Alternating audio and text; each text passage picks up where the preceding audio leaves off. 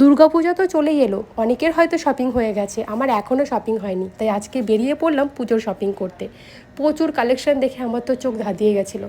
আর অনেকের কিন্তু আমার এই লুকটা দেখে অনেক পছন্দ হয়েছে। হয়তো অনেকেই ভাবছো কীভাবে লুকটা ক্রিয়েট করেছি, চলো তোমাদেরকে দেখাই কীভাবে লুকটা আমি ক্রিয়েট করেছিলাম। মাত্র 5 মিনিটে এই পুরো লুকটা আমি ক্রিয়েট করেছিলাম শুধুমাত্র একটা প্রোডাক্ট দিয়ে। এটি হলো নিউডের stove cream, cocoa butter, hyaluronic acid আছে এর মধ্যে। আর এটি কিন্তু ইনস্ট্যান্ট গ্লো দেয় অ্যান্ড অল ইন ওয়ান।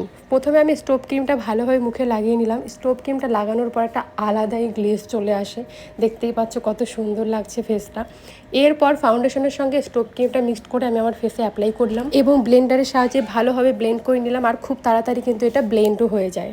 এই একটা প্রোডাক্ট দিয়ে আমি মাত্র 5 মিনিটে পুরো মেকআপটাই কিন্তু কমপ্লিট করে ফেলতে পারি।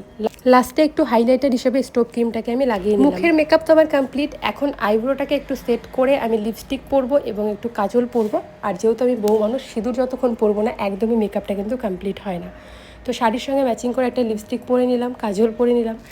চুলটাকে আজকে খোলাই রাখলাম, হালকা করে একটু বেঁধে চুলটাকে ছেড়ে দিলাম, হালকা একটু জুয়েলারি পরলাম। এখন চলো তোমাদেরকে দেখাই মেকআপটা আসলে কতটা গ্লসি হয়েছে। দেখো মেকআপটা করার পর স্কিনটা যেন আলাদাই একটা গ্লো করছে।